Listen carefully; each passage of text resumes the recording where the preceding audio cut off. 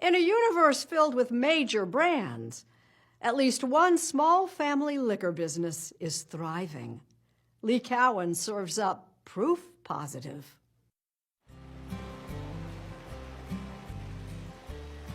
Kentucky's limestone water.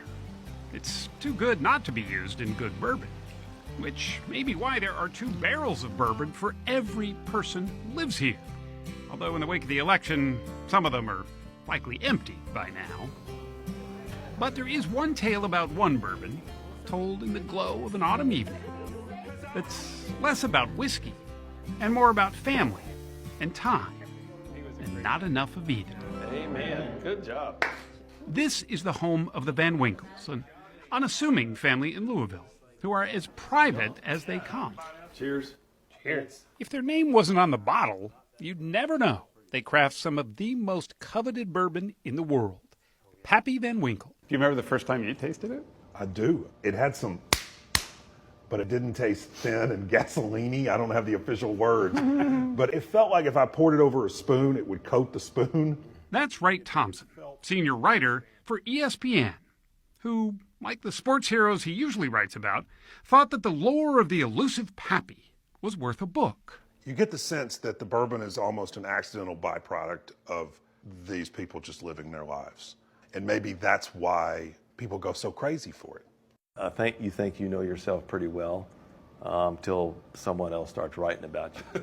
The current keeper of the Van Winkle secret is Julian Van Winkle III. The first one, not so much. Not bad, just different. His son Preston has spent nearly a lifetime as his dad's able apprentice. I was younger than the whiskey I was selling when I started working for my dad. Well, you just learn all kinds of stuff hanging out with us, Lee.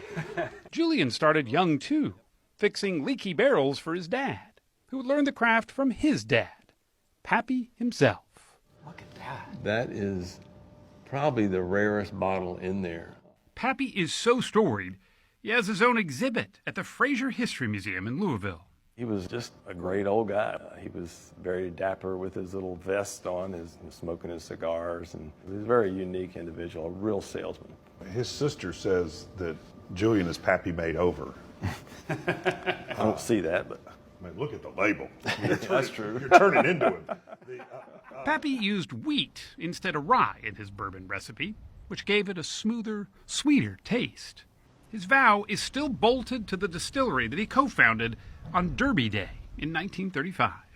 We make fine bourbon, it reads, at a profit if we can, at a loss if we must, but always fine bourbon. it's what my father and grandfather were always doing, was selling aged bourbon whiskey, really good aged bourbon whiskey. But by the 60s, even the finest bourbons had gone out of favor. They were dinosaurs with a cork. It was like an old man's drink. You know, my grandfather used to drink bourbon, but we sure don't drink that stuff anymore. It's one of those kind of a deals. Yeah, I mean, if the last time you had bourbon was Kentucky Tavern in college, like, you know, the difference between this and that is like a hood ornament and a racehorse. I mean, it's just... And yet, there Pappy sat, unwanted. Julian's dad reluctantly sold the family distillery in 1972. Do you think he ever got over selling the distillery? No, I don't think so. No, it pretty much did him in, I think, in the end. It was his life. I mean, he brought it home every night, so it was a tough deal. He died of prostate cancer just a few years later. Did you feel a pressure to carry on the business, or was it a desire, really? It was the only thing I knew how to do to earn a living, basically. So he started over, from scratch, really, with a beat-up truck and a forlorn distillery that he bought in 1981. He set about honoring something old, even while the beverage world had moved on to something new. Did you ever think about giving up? Nope. We didn't realize what was happening all that time. And he didn't either, honestly. He just knew how to work hard. Julian's daughters, Carrie, Chenault, and Louise, triplets, in case you can't tell.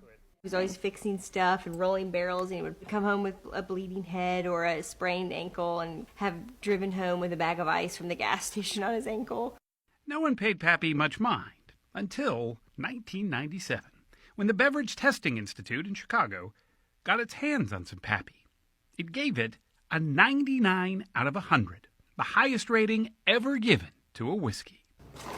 Ever since, Pappy has become one of the most sought-after and expensive bourbons anywhere. Many camped out through the pre-dawn darkness. It's so rare that it's a news event when the few bottles of Pappy are released. I feel like I got the golden ticket. Some stores have even resorted to using a lottery to decide who gets to buy even one bottle. People call them unicorns, and supposedly they're out there, but most people don't see them. Did you always intend to make less than you could sell?